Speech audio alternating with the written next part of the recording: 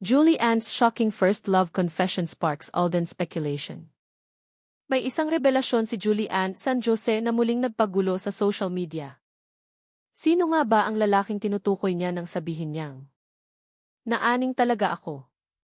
Bakit tila hanggang ngayon ay sariwa pa rin ang alaala ng kanyang first love? At bakit maraming netizens ang agad na itinuro ang pangalan ni Alden Richards? May connection nga ba ang kanyang emosyonal na pag-amin sa mga nangyari noon? Samahan ninyo kami hanggang sa dulo dahil isa-isahin natin ang mga pahayag, ang mga lumang pangyayari, at ang dahilan kung bakit muling nabuhay ang usaping ito. Pero bago tayo magsimula, huwag kalimutang i-like ang video, mag-subscribe sa aming Star Pulse. Neve Emotional Confession. Sa panayam ni Julie Ann San Jose sa online show na KVV. Noong July 24, 2026, naging bukas siya sa pagbabalik-tanaw sa ilan sa pinakamahalagang yugto ng kanyang buhay. Isa sa mga pinakaagaw pansin ay ang kanyang pag-amin tungkol sa kanyang unang pag-ibig. Ayon kay Julie Ann, "There was someone na talagang parang hindi ko ma-explain, naaning talaga ako." Isang simpleng pangungusap pero napakaraming emosyon ang nakapaloob dito. Maraming viewers ang nakaramdam na hindi ito ordinaryong alaala lamang. Mukhang mailalim, may sakit, at may mga aral na hanggang ngayon ay dala pa rin niya. Mas lalo pang naging misteryoso ang usapan ng tila gusto na niyang banggitin ang pangalan ng taong tinutukoy niya. Ngunit, nablip ang sumunod niyang sinabi. Dahil dito, lalong naging mausisa ang publiko. Sino nga ba ang lalaking halos banggitin na niya? Bakit hindi nagtagumpay? Ipinaliwanag naman ni Julie Ann na posibleng hindi pa sila handa noon. Pareho pa silang bata. Pareho ring abala sa pag-abot ng kani-kanilang mga pangarap. Anya. Maybe kasi, mga bata pa kami noon, and then we both had the peak of our career siguro. Sa industriya ng showbiz, hindi madaling pagsabayin ang career at personal na buhay. Kapag sunod-sunod ang proyekto. Kapag kaliwat kanan ang commitments. Minsan, nauuwi sa hindi pagkakaintindihan ang isang magandang samahan. At tila ito ang isa sa mga dahilan kung bakit hindi naging maayos ang naging takbo ng kanilang relasyon. Naging dahilan deng hindi fans. Isa pang detalye ang ikinagulat ng marami. Ayon kay Julie Ann, maaaring naging malaking faktor ang matinding reaksyon ng ilang fans. Anya. So parang, inaway-away kasi siya ata.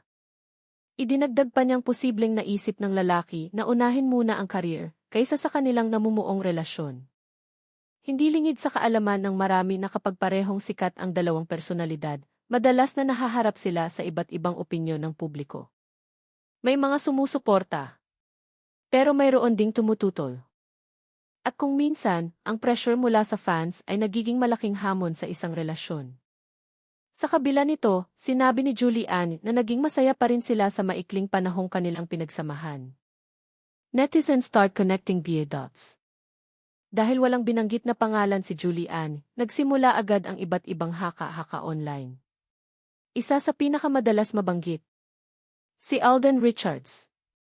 Pero mahalagang tandaan na ito ay espekulasyon lamang ng ilang netizens at hindi kinumpirma ni Julie Ann na siya ang tinutukoy. Gayunpaman, hindi rin maikakaila na may kasaysayan ang dalawa. Noong panahon ng Party Pilipinas, naging malapit sina Alden at Julie Ann. Noong 2013, naiulat pa na nagpalitan sila ng Christmas gifts. Nagbigay si Alden ng neck pillow kay Julie Ann. Samantalang chocolates naman ang ibinigay ng singer-actress. Simple man ang mga regalong iyon, naging malaking usap-usapan noon ang pagiging malapit nila. Idagdag pa rito ang madalas nilang pagtatambal sa mga production numbers. Hindi katakatakang maraming fans noon ang kinilig sa kanilang chemistry. TV Unexpected Distance. Sa paglipas ng panahon, bigla na lamang lumamig ang kanilang samahan. Hindi malinaw ang tunay na dahilan. Ngunit napaulat noon na dumating sa puntong hindi na sila nag-uusap.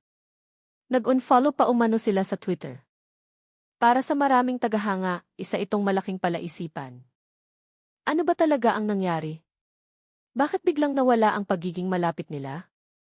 Hanggang ngayon, marami pa ring naghahanap ng kasagutan. Near reconciliation. Pagdating ng 2015, nagkaroon muli ng pagkakataon ang dalawa na magkasama sa Sunday Pinasaya. Dito unti-unting naayos ang kanilang samahan. Ngunit ang mas malaking revelasyon ay dumating makalipas ang ilang taon. Alden's surprising admission.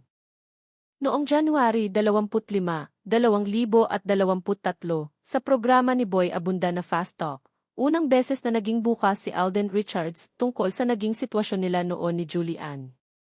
Inamin niya na siya mismo ang humingi ng tawad. Ayon sa aktor, mas pinili niyang ituon ang kanyang buong atensyon sa trabaho. At ito raw ang dahilan kung bakit tila naiwan niya si Julie Ann. Isang pag-amin na ikinagulat ng maraming viewers. Lalo na nang sabihin niyang, "There's no one to blame but me." Aminado rin siyang halos 7 taon silang hindi nag-usap. Isang napakahabang panahon. His private apology. Isa sa pinakamatinding bahagi ng kanyang kwento ay nang isalaysay niya ang nangyari sa green room ng Studio 7.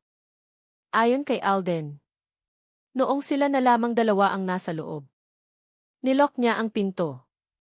Hindi para gumawa ng eksena, kundi para magkaroon ng pribadong pagkakataon na humingi ng tawad. Sinabi niyang, "I'm really sorry for all what happened." At ayon sa kanya, matapos ang kanilang pag-uusap, parang nabunutan siya ng malaking tinik sa kanyang dibdib. Isang bigat na matagal niyang dala. Ngayon, magkaibigan na raw silang dalawa.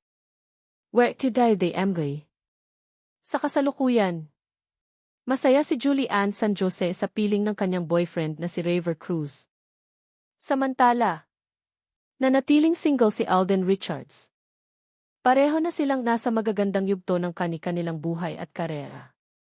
At bagamat nananatili ang mga lumang alaala, malinaw na pareho na silang nakapag-move forward. Nivigie question. Ngunit matapos ang lahat ng ito, marami pa rin ang nagtatanong.